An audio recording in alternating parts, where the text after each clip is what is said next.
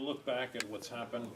We have, one of the big news stories, of course, was the U.S. decision to grant visa waiver to Taiwan. It's already resulting in making it easier for people to travel. It's expanding the amount of travel. Some airlines are adding nonstop flights. For example, Hawaiian Airlines is adding nonstop flights from Taipei to Honolulu. It's going to make, it's making it easier. It's great for both people-to-people relations and also for business relations too, business travel. And of course, it not only expands, it makes it easier for people from Taiwan to come to the United States, but American visitors to Taiwan now get 90-day visas instead of 30-day visas. So that's one, and it took a lot of work to get visa waiver. It took a lot of work because it required working to. The process really started way back when I was in Taiwan in 2001, and it required Taiwan to really improve the security of its passport, and that was a big job. But Taiwan did it, and we also had to figure out how.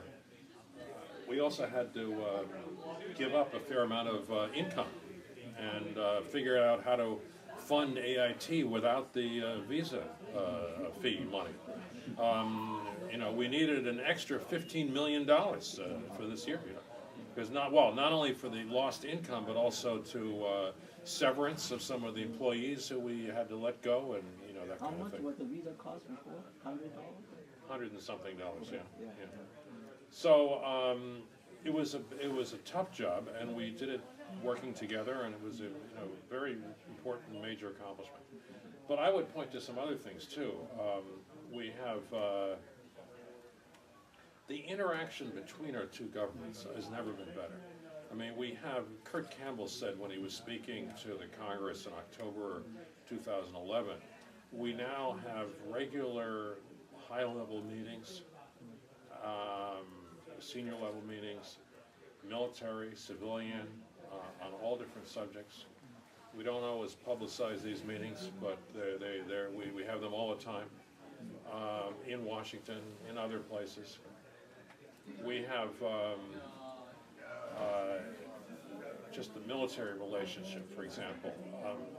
I can't even count the number of meetings I've been at in the last year with Taiwan military people. Policy level meetings, meetings involving military planners. They've been planning sessions, exercises, tabletop exercises, exchanges of information, discussions of Taiwan's needs. We've had so much, such a rich amount of activity. Another thing I would point to is senior level visits to, high level visits to Taiwan. We've had quite a string of them. We had our USAID director, Mr. Shah. We had the Deputy Secretary of Energy, Poneman. Those were before the election, your election. Some people said, oh, that's just because of the election, but you will have noticed that the visits continued after the election. We had the Undersecretary of Commerce, Sanchez. Just very recently, we had an Assistant Secretary of State for Economic and Business Affairs, Fernandez. I think congressional visits have also picked up a lot. Just this month, we just had a big delegation led by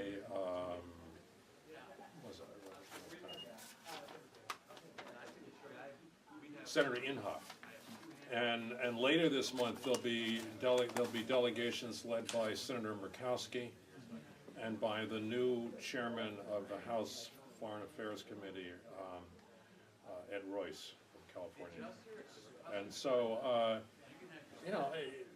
there was a time a few years ago people saying, "Oh, the U.S. Congress isn't interested in Taiwan anymore." Well, nobody could say that now.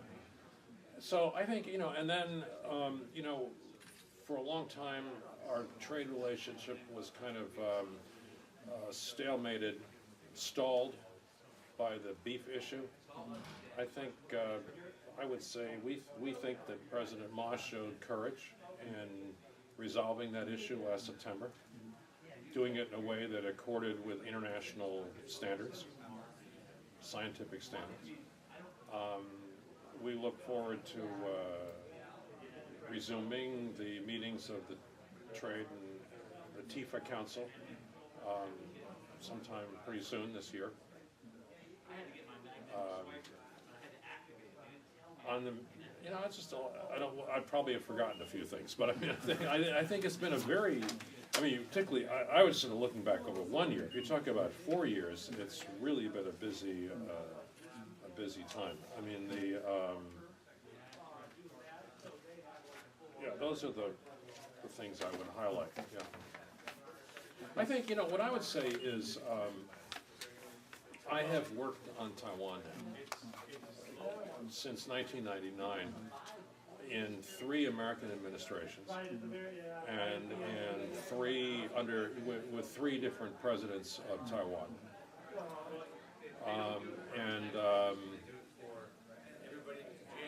Not continuously since '99. I got a 3-year vacation from Taiwan. I went to Vietnam for 3 years to be ambassador. So, but that was a break from working on Taiwan for 3 years. But otherwise, worked in Taiwan. And this is what I would credit this administration.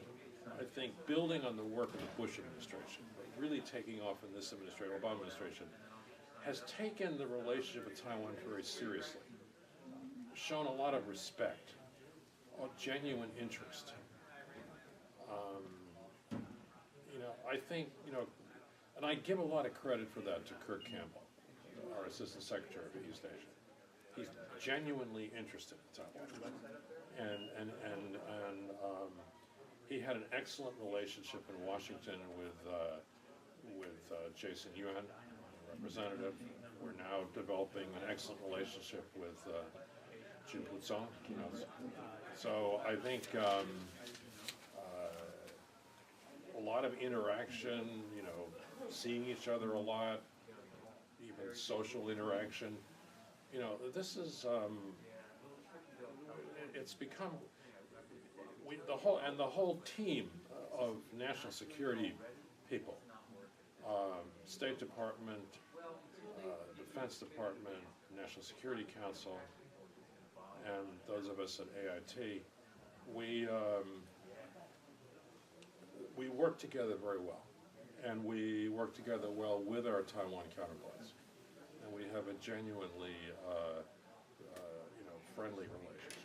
Doesn't mean we agree on everything all the time, but we can work together. So these are good times for U.S.-Taiwan relations. Thank you. I would also note that we couldn't help but notice also that President Ma, in appointing his closest advisor as representative in Washington, and appointing his leading American expert to be his national security advisor, also showed the importance he was attaching to relations with the United States. That's the way we interpret that. Yeah. So when talking about the military interaction between U.S. and Taiwan, what's the significance, meaning of the recent announced arms sale deal to Taiwan? We haven't announced any recent arms sale deal. There was one, the last one was about a year ago, is when we announced the upgrade of the F-16As and Bs. That was announced now about a year and a half ago. Maybe what you're thinking of, the defense bill has something in there. That's what I'm talking about. That's what we call a sense of Congress measure, that they want the F-16Cs and Ds to be sold. It's not, it doesn't make a sale happen. It's the sense of the Congress, you know. But the arms sale will continue. Arms sales will continue. It may not be F-16Cs and Ds, but arms sales will continue. Actually, we are working very closely now with Taiwan to really look at what Taiwan needs.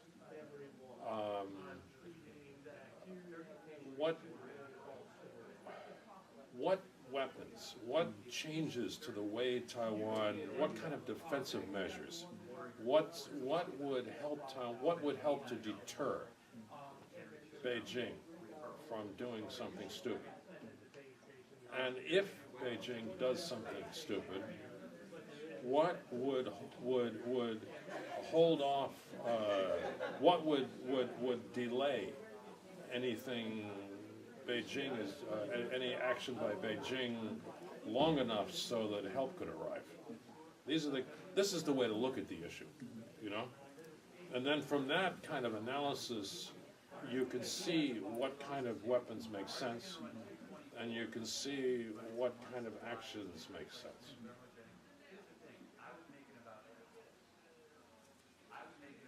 Not necessarily something that's makes a big show, but something that actually makes the adversary think twice about acting rashly. And if he acts rashly, causes him problems that he didn't expect. That should be our goal.